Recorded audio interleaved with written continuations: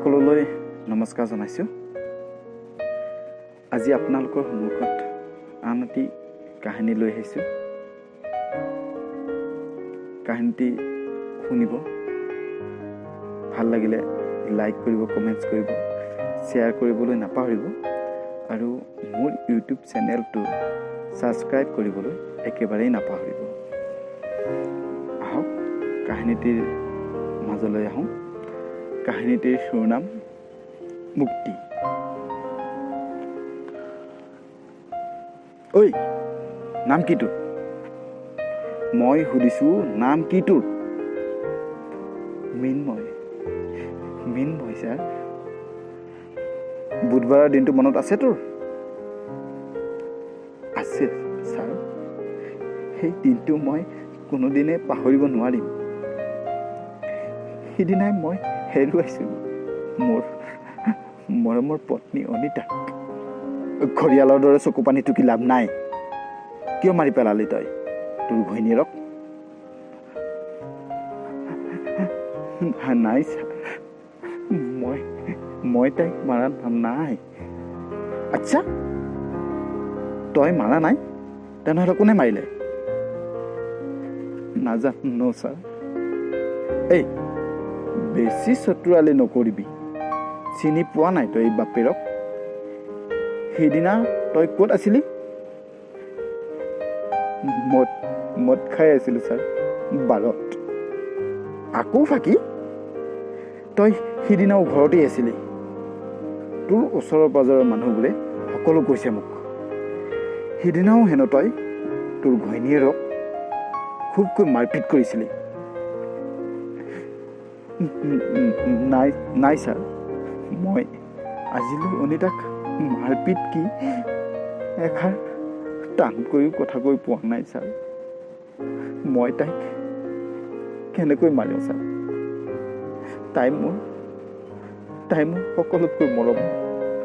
মই তাইক মাৰা নাই ছাৰ। আৰে, তই বেছি চিয়ানা দেখাই আছ। আচ্ছা, তোৰ ঘৈণীয়েৰৰ কাৰ লগত চক্কৰ আছিল ক? কি কথা কৈছে ছাৰ? মোৰ অনিতা তেনেকুৱা স্বভাৱৰ নহয়। তেনেহ'লে তই কিয় মাৰি পেলালি তাইক? মা কচম ছাৰ, মই অনিতাক মাৰা নাই ছাৰ। মই অনিতাক মাৰা নাই। হয় ছাৰ, মই কেতিয়াবা অলপ মদ খাওঁ, কিন্তু অনিতাক মই কোনোদিনেই একো এটা গালি দি পোৱা নাই ছাৰ। তাইহে কেতিয়াবা কিবা কিবি কৈছিল।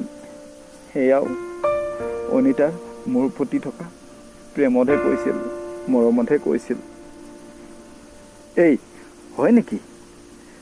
তোৰ ঘৰৰ পৰা তই যেতিয়া অফিচৰ পৰা আহ, মদ খাই উঠি তই ঘৈণীয়েৰক কিয় মাৰ? তোৰ ঘৈণীয়েৰৰ কেকনি গেগনি কিয় বাঢ়ি যায়? আৰু গম পাইছোঁ 2 নে 3 সপ্তাহমানৰ পৰা তোৰ ঘৈণীয়েৰে ঘৰৰ পৰা বাহিৰ ওলোৱা নাই, কোনেও দেখাও নাই হেনো। কিয়? কি হৈছিল সেই দিনটোত? ক্লিয়াৰ কোৱা, নহ'লে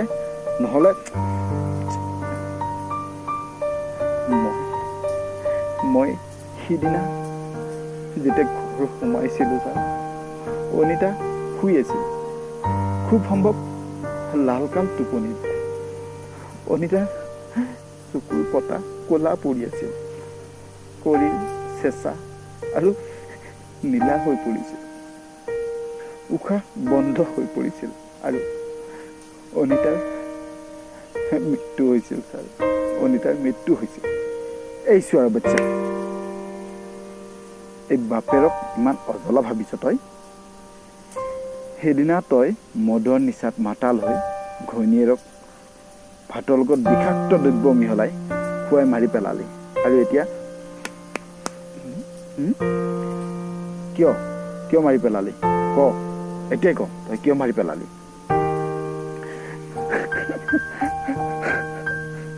হয় ছাৰ, মই অনিতাক মাৰি পেলালোঁ। মই মাৰিলোঁ। এই হাতেৰে ভাতৰ লগত বিষ মিহলাই খুৱাই মাৰি পেলালো ছাৰ। মই অনিতাক মাৰি পেলালো। মই কি কৰোঁ কওক ছাৰ? অনিতাই প্ৰত্যেক দিনাই তিল তিলকৈ মৰি মৰি জীয়াই আছে। তাইৰ পেটৰ বিষত চিঞৰিছিল। পেটত হেনো একোৰা জুই জ্বলি সকলো পুৰি দিছিল তাই চিৎকাৰ কৰি কৈছিল কথাষাৰ। বিষত যেতিয়া চটফটাই উঠে মোৰ অনিতাজনী, মই চাই থাকিব নোৱাৰা হ'লো ছাৰ। মই চাই থাকিব নোৱাৰো তাইক তেনেকৈ। নিজৰ মৰমৰ মানুহজনীৰ এই দুৰ্দশা মই চাব নোৱাৰা হ'লো ছাৰ। মই যে মদ খাওঁ সেয়া কোনো আনন্দ বা ফূৰ্তিত নহয় ছাৰ। তাইৰ বিষৰ কেকনি গেগনিবোৰ শুনিব নোৱাৰাৰ দুখ দেখাইছিল। তাইৰ চিঞৰবোৰ যে শুনিছিল ওচৰৰ মানুহবোৰে, সেয়া তাইৰ বেমাৰত উঠা বিষৰ চটফটনিৰ চিঞৰ ছাৰ। তাইৰ গ'ল্ড ব্লাডাৰ কেঞ্চাৰ হৈছিল। গোটেই ৰাতি মই তাইক মোৰ কোলাত শুৱাই টোপনি যাবলৈ চেষ্টা কৰিছিলোঁ। অনিতাৰ পেটটোত মৰমেৰে হাত বুলাই দিছিলোঁ, কিজানি অলপ শান্তি পায়। নাই, তাইৰ শান্তি নাই। কেৱল বিষ আৰু জুই পীড়াই হেনো সকলো শেষ কৰি পেলাইছে তাইক। বৰকৈ চিঞৰিছিল ছাৰ, বৰকৈ চিঞৰিছিল। তাইৰ কষ্টত মোৰ বুকুখন খুন্দা মাৰি ধৰিছিল ছাৰ। তাই এইবোৰৰ পৰা ধ্যান আঁতৰাবলৈ মই সদায় নতুন নতুন মনোৰঞ্জক কাহিনী কৈছিলোঁ। দিনটোত অফিচত কি কি হৈছিল সকলো কৈছিলোঁ, কিন্তু কোনো লাভ হোৱা নাছিল ছাৰ। তাই কেৱল চিৎকাৰ কৰিছিল, চিঞৰিছিল। কেকনি কেকনিবোৰ বাঢ়ি গৈছিল। তাই মোৰ মুখলৈ বৰকৈ চাইছিল ছাৰ আৰু কান্দি কান্দি কৈছিল। তেনেকৈয়ে কেকাই কেকাই কোনোবা এটা সময়ত মোৰ কোলাতেই শুই গৈছিল তাই ছাৰ। ময়ো শুই গৈছিলোঁ তাইৰ কাষতেই। তাই যুদ্ধ কৰিছিল ছাৰ, সহ্যও কৰিছিল। বেমাৰক বেছি পাত্তা দিয়া নাছিল ছাৰ। কিন্তু আজি 1.5 মাহমান আগতে ডক্টৰজনে অনিতাৰ মুখৰ সন্মুখতে কৈছিল তাই হেনো লাষ্ট ষ্টেজ। কেইদিনমানৰহে আলহী তাই। এই কথাষাৰত মোৰ অনিতাজনী ভাঙি পৰিছিল ছাৰ। হাৰি গৈছিল জীৱন যুদ্ধত। ডাক্তৰজনে তেনেকৈ ক'ব নালাগিছিল ছাৰ। মই জানো ছাৰ, কেঞ্চাৰ শৰীৰৰ বেমাৰ, কিন্তু মন মগজুৰ শক্তিয়ে সকলো বেমাৰৰ অলপ সময়ৰ বাবে হ'লেও প্ৰতিৰোধক ক্ষমতা বঢ়াই দিয়ে ছাৰ। ডক্তৰজনৰ সেই কথাত তাই হাৰি গৈছিল ছাৰ। সিদিনা যেতিয়া মই ৰুমত সোমাওঁ, অনিতাজনী বিচনাত বাগৰি চিৎকাৰ কৰি আছিল ছাৰ। মই কাষত বহোতেই মোৰ হাতখন সাৱটি ধৰি অনুৰোধ কৰিছিল তাই। মই হেনো তাইক এই বেমাৰৰ পৰা মুক্ত কৰি দিব লাগে। মোৰ হাতত ঔষধৰ বটলটো দি হাঁহি হাঁহি কৈছিল, এই হাঁহিটোৱে লৈ যাব খোজো মই, মোক মুক্ত কৰি দিয়া। কিমান দিনৰ মূৰত যে তাই মোৰ হাতখন ধৰি কথাবোৰ কৈছিল। মই কি কৰোঁ কি নকৰোঁ ভাবি পোৱা নাছিলোঁ ছাৰ। তাইৰ কষ্টবোৰ দেখি মই পাগল হৈ গৈছিলোঁ ছাৰ। তাইক এৰি থৈ মই বাহিৰলৈ দৌৰ মাৰিছিলোঁ আৰু মদৰ বাৰখনত গৈ ঢুকে ঢুকে মদ গিলিবলৈ ধৰিছিলোঁ। মোক সেইখিনি সময়ত অলপ সাহসৰ প্ৰয়োজন হৈছিল ছাৰ, সেয়ে মদ খাব গৈছিলোঁ। মই মদৰ নিচাত মাতাল হৈ ঘৰ সোমালোহি। কিবা এটা যে তাইক বনাই খুৱাম সেইখিনি সামৰ্থ্য মোৰ নাছিল ছাৰ। সেইখিনি সময়ত মই নিজে নিজেই শান্ত নাছিলোঁ ছাৰ। চৰুত থকা ভাতমুঠি উলিয়াই আনিলোঁ ছাৰ। থালখন লৈ তাই মোৰ হাতত তুলি দিয়া ঔষধটো মিহলাই ল'লোঁ ছাৰ। আৰু তাইক এইখন হাতেৰেই খুৱাই দিলোঁ ছাৰ। অনিতাই জানিছিল মই খুৱাই দিয়া ভাতকেইটাত যে বিষাক্ত দ্ৰব্য মিহলাই দিছোঁ।